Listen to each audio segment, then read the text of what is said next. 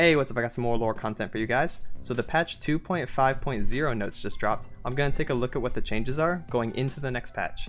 Before I get into the run through, if you're new, please consider hitting the subscribe button to stay up to date with my content. I make deck profiles, beginner friendly videos, gameplay highlights, and other lore related stuff.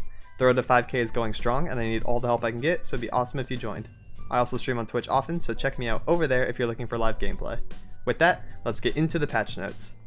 So this is my first time actually seeing the changes. I've been trying to avoid spoilers all day, so this will be my first impression and my best analysis of how it's going to affect the meta. Needless to say, I'm very excited. This should be one of the biggest patches in Legends of Runeterra history based on my own speculation and stuff, so yeah, I have an idea of what they're going to hit, but I don't exactly know what changes. So I'm very interested to see. I think there's going to be some curveballs in here too that people weren't expecting. So let's get right into it. Patch 2.5.0. Since we're updating quite a few cards in this patch, let's go. It is a big patch. We felt like it was time for another metagame snapshot. We first explored this idea in patch 1.14. Wow, that was a while ago, wasn't it? To provide context for larger batches of card updates. Check it out for full context on our analysis methodology. The most important thing to keep in mind are snapshot data, platinum bouquet. All on meta decks. As a rule of thumb, 55% win rate and 15% play rate are normal benchmarks for corrective balance, but we do make adjustments outside those numbers. Here's how to read the deck summaries below. Oh, okay, so this is cool. Freljord, Shadow Isles, Lissandra, Trundle, Spectral Matron, play rate 11%, win rate 51. So this is organized by play rate, it looks like, and their win rates are also on the side. So this is pretty cool. This is a great link to send new players, be like, all right, so these are, you know, popular decks as described by Riot. Here's their play rate, here's their win rate. If you want to build them, here's the code literally in here too. Like, this is actually just really good for new players. I actually send this to people, be like, take a look. It says, you know, what regions, in case you like the regions. It says the champions. You could probably do Control F and filter it like that. Be like, oh, I want an Ashe deck. Well, here's an Ashe Sejuani. So that's pretty sick. Cool. Awesome. All right. Twisted Fate, first card up on the chopping block. Definitely deserved. Definitely happy to see him right here at the beginning. So I've seen you draw 8 to I've seen you draw 9. I definitely thought he's going to get 10. I guess 8 to 9 is a big enough nerf that they think, let's go with this at first and then see what happens, right? Twisted Fate's quest can be completed in extremely short windows of time. Considering his level 2 is usually completely game-winning, we feel the need to increase the quest requirement slightly to broaden windows for interaction before he levels up. Yep, this has always been my take. This is especially important for us to keep an eye on, given both current and potential future content that involves card draw. Alright, so they're a little conservative with the hit. They're not going to go straight to 10 cards, just up by 1, see what happens, see how this affects the meta, the decks that he's in, and then yeah, in the future, I guess if they do continue to put card draw in the game, he will always be, you know, a thought that we need to have. So, okay, cool. Fiora. Fiora got hit. Oh, let's go. Let's see. From a 3-3 to a 3-2. Oh my god. A 3-2? And then she's a 4-3 when leveled. Bye-bye. Bye-bye, Fiora. Dude, that's crazy. That's actually such a huge nerf. So many things deal 2 damage or deal 3, or can actually hit her when she like sharp sights for 1. Like, this is absolutely insane. She has to have more safety in her hand. Fiora has to have more cards and can't just like kill things for free like 2 attack units. And she has to have cards now. Oh, that's so good. I love it. And she just gets hit by stray Mystic Shot and stuff, of course, as well in removal metas. So yeah, wow, that's really good. Fiora has a long history of going between breaking thresholds one week and then being totally fine the next given certain metagame shifts. Recently, it's been doing more of the former given Golden Aegis and Shurima's regional weaknesses against her. By reducing her health, we're giving decks with less interaction more ability to power through and introduce much more risk and disruptability for Fiora's alternate win condition. Yeah. More risk and disruptability are the perfect words for it. Because now if she tries to grab my Elise and stuff when I play Mono SI, my Vile Feast can tack off a barrier and then kill the Fiora. That opens up so much for 2 attack units if you think about it. Pirate aggro as well. Now it's like she can't just kill your 2 attack 1 drops for free. She has to have at least a sharp sight or barrier to even think about the trade, which is great. That is so good for players against Fiora. Alright, next, Jarvan. He's getting a buff. Let's go, Jarvan buff. Let's see, 5-3 to 6-4. He's getting double stats. +1/+1 all across the board. We'd like to see that. And then, of course, his level up condition is getting the 1/1 treatment to coincide, so that makes sense. When you attack, pay my cost. Yeah, his effect is still the same. Survive 4 blockers, but he's a 6 attack now, so he just hits more things when he comes out. Like, he can hit Cythria now if the opponents develop, if you want to play him on attack 7, actually. So that's pretty cool. I like that. Huh. I mean, it's just nice. That's just a good buff. The biggest problem that I've heard, though, is that he just has a hard time leveling. But if you play the deck, you know, and build it around him and get a couple strikes, get a couple challenges in, and really manipulate the level, then you can get him, like, coming out leveled up, and he's going to be 7 attack on level. That's just, oof. He's going to hit like a truck now. Jarvan's been the least played champion of Empires have Ascended. You know, that's sad. I actually really like Jarvan. We'd like to give him a straightforward buff to make his base stats make him more of a threat. Okay, sounds good to me. Shyvana. Wait, is this another buff? Shyvana's getting another buff?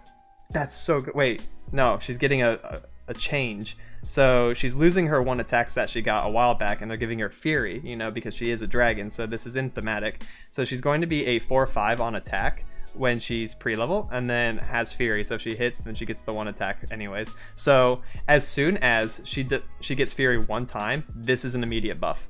But just being on the board, this means she can die to Culling Strike. Is there any other real change to that? I guess not, right? If you're playing her on attack 3 because you have Herald of the Dragons, or you're playing her on attack 4, the only thing you have to worry about is Culling Strike now, until you can get the attack committed. Alright, and she has Fury on leveled up form as well, so I guess that makes sense. Overall, I think that's fine, because now you have to protect her with Sharp Sight as well, in case they have Culling, if you're fighting Removal Noxus meta. Okay, that's fine.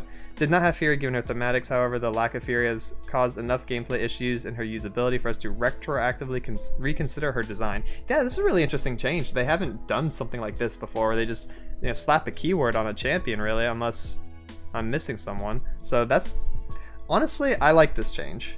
I think this could probably push her to new heights, because if you have Fury on her, right, and you have strikes like single combat and stuff, you can finally utilize that kind of stuff. And when she levels up and gets Strafing Strike, this is now good on Shyvana too, because now with Fury, she can start amping through the strike mechanic that is supposed to be synergistic within dragons. So it just adds a little bit more synergy to her.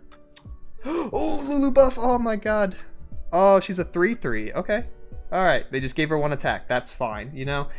People wanted her to be a 2/4 because she needs to be a little bit more resilient on the board. Attacking with her can be very risky, especially when you play her on 3. Most often, the opponents have either removal for her or a unit that has 3 attack, so she just kind of dies. So you have to support her with like Young Witch or something. So okay, depending on your hand, I think this is probably going to be very, very powerful.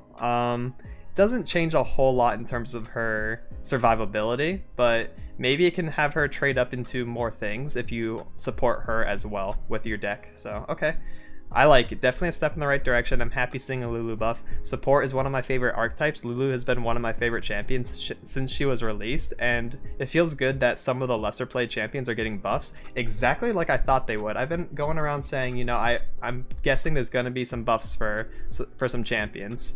And right here, just nerf, buff, just triple back to back on underplayed champions. You love to see it. I think that is way more interesting and develops more diverse metas than nerfs do. So happy to see that.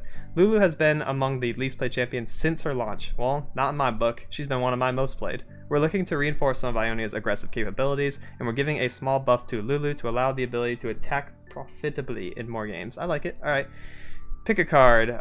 Cost from 3 to 2. Place a they're reworking the whole card. Place a card from hand into your deck to draw 3 at the next round start. Give them fleeting. Place a card from hand into your deck to draw 2 at the next round start. Okay, so it's 1 less, but you draw 2 instead of 3. So this actually makes TF's level up condition harder, which is good. So they not only nerfed it from 8 to 9, but the reason they didn't go 8 to 10 is because they also had a change in mind for this card. So instead of drawing 3, now you draw 2 at the start of next turn. but it costs 2, so that's fair. 2 for 2, 3 for 3, that's fine. Pick a card's power was both allowing significant lethal setups while also creating explosive card draw to turbo level TF on round 5. We're streamlining the effect to reduce the ceiling of this card. Sure, that's a great change, to be honest. We'll take it. I like that they reduced the cost of it as well, so it's still a playable card, and it still has it still serves a purpose. Honestly, this is better for me in my pick a card based decks and things that don't revolve around TF. This is actually just better because of its cost, so that's cool. Wiggly, he got slapped on the wrist as well, -1 attack. Wiggly Burble can be efficiently, reliably, 0 cost. This is exciting build around and payoff, so we're leaving the capability, but flatly reduce its power to reduce the payoff and lethality of Fizz's friends, especially when copied, of course. So a bunch of Wiggly Burble fishes are going to do a lot less damage. Yeah, if you stack this up, 3 times because you have 3 Burble fishes, it's 3 less damage overall. So it's like getting hit by 1 less in its entirety. If you think of it like that, then this is a pretty hefty nerf, to be honest. But if Wiggly gets hit by Mind Meld, of course, the attack stat doesn't matter, so we're going to have to take that into consideration. Overall, good nerf. Dreg, back to a 2-1. Let's revert the nerf to deep that happened for literally no reason. We're reverting this previous change to give deep decks a bit more early game. Wow, I mean, that's a very simple quote as well. We're reverting, we made a mistake, we don't know why we nerfed Dreg, and here you go, give some more early game, because that's kind of what deep needs. Feels good, man. The Dreadway. Is this the change that I said was going to happen? They're nerfing they're buffing Dreadway to 8. Because of Ledros concurrent timelines. I literally said, oh, just make Dreadway an 8 cost. This will take away concurrent timelines problematic, interaction with Ledros instantly winning the game, and it doubles up as a buff to GP, which he kind of needs.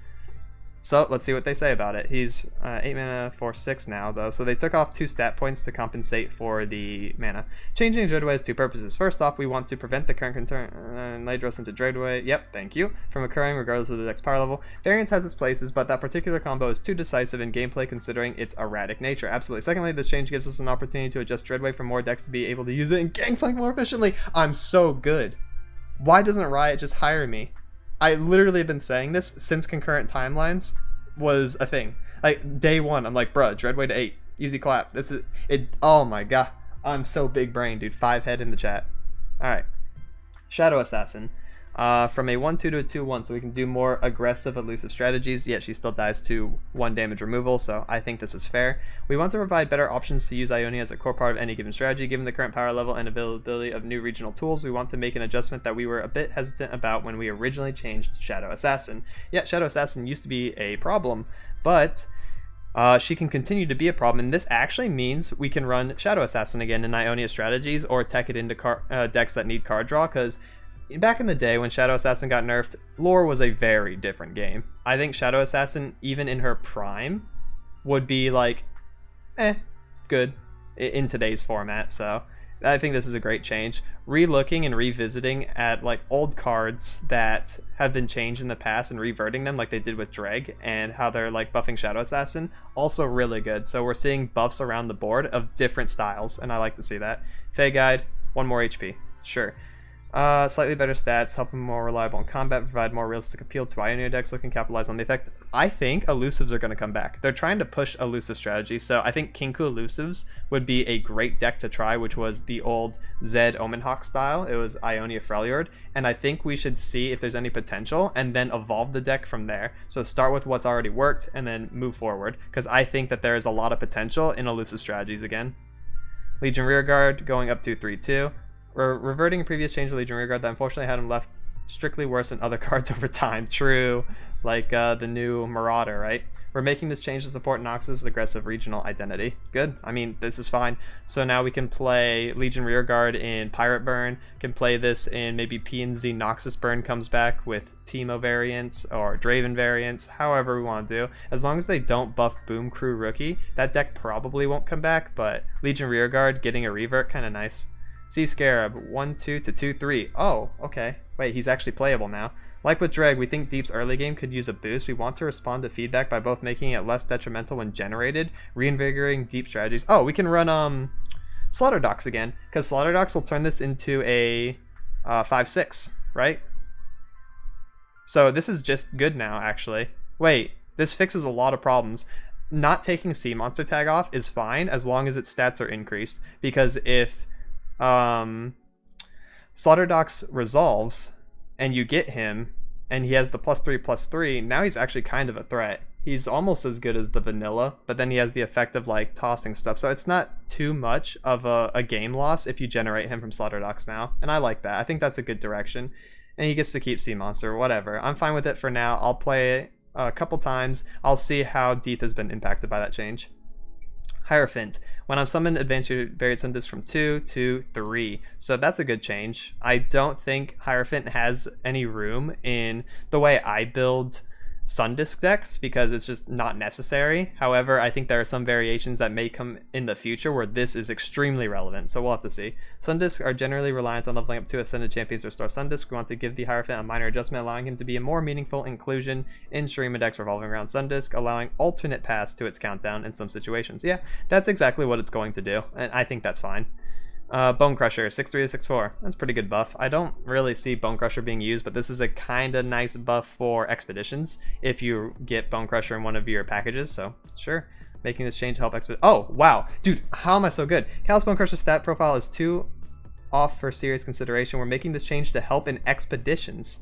How did I call that? That was just a completely random off the thought that I had. Like, what? Off the wall thought. And potentially see more niche normal experimentation. Okay, I guess I just work at Riot now. I know all the changes. I know exactly why they're doing them. It's just how it works. Calibrum, Severum, Gravitum, Infernum, Crescendum, all going to 3 mana. This is a absolutely huge nerf for Aphelios. This slows down everything. This slows down Veiled Temple. This slows down his utility. It slows down the fact that you can play weapon on the same turn that you play Aphelios Nightfall. This is crazy. That's a big nerf. I like that. Our initial goal for moon weapons was to be slightly better than collectible cards at the same cost, similar to Celestials. However, the ability to phase and recreate weapons was too easily achievable. We're moving Aphelios' weapons to 3 cost to lower their efficiency and slow down his payoffs. Exactly what's happening. Cool. But this is going from 2 to 1, so this is a compensation buff, which I like to see. So it still costs 4 to do the generation plus moon weapon, so that's fine. We want to retain the current total cost. Yep, okay, good. Veiled Temple. Each round, the first time you play 2 other cards, refill 2 mana, grant your ally 1/1. Each round, the first time you play 2 other cards, refill 2 mana, and grant your strongest ally 1/0. So they did the Grand Plaza nerf of just take away the +1 HP. So they just get 1 more attack. So it's more aggressive. Alignment, no survivability. And you still get your 2 mana refill, which is, I think, the more important part of the effect. Or we like to see some of the newer landmarks having legitimate competitive power. Veiled Temple can snowball games in multiple directions, removing the health buff from its trigger to allow players to attack, or otherwise remove buffed units. Cool. Alright, so that is it for the card changes. Labs, updates. Lab of Legends updated. So they're keeping Lab of Legends. You love to see it. I might do more speedrunning for it. Definitely one of my favorite things to play. Really good for XP as well. Very good for missions on top of everything. Ultra Rapid Draw. It's new. And United Front PvP. Cool. Talia has joined. Wait, Talia and Nazir have joined the Lab of Legends? Oh, that's fun. Yeah, I'm definitely going to play both of those. Get their icons. Normal, hard, heroic added. Complete a run on each difficulty to unlock the next one. That's really sick. So there's going to be a lot of nice single player content to delve into. Don't like your rewards? Toss them out for a new batch. You only have 3 rerolls for each run though, so use them carefully. Oh, that's so good! Rerolls for your rewards, so now we can get better powers? Oh my god, this is such a great change. Share your glorious victories and painful defeats with summaries added at the end of a run. Run results? This is something that I wanted. You know, I made a Reddit post talking about, you know, speed running and hoping that we can get our results published somewhere, and now there's actually like, wow, that's so cool. That changes everything. I love Legends of Runeterra. This is so sick. Lab of Legends has been upgraded in more ways than one. That's so cool. Boards. Earth board. Very cool. We're gonna get Earth in Legends of Runeterra then? That's pretty exciting. For legends who know pyrotechnics are the key to victory, and we have an Earth little pet too. Cute. This card back, very cool. Oh, and an emo, he's flexing. That's adorable. I love Earth. Cool. Miscellaneous. The art's been updated. Sure. Effects for strike have been improved. Cool. And bug fixes. Wow. Ooh, okay, that was a massive patch. I had a lot to talk about, so Hopefully I provided good enough insight.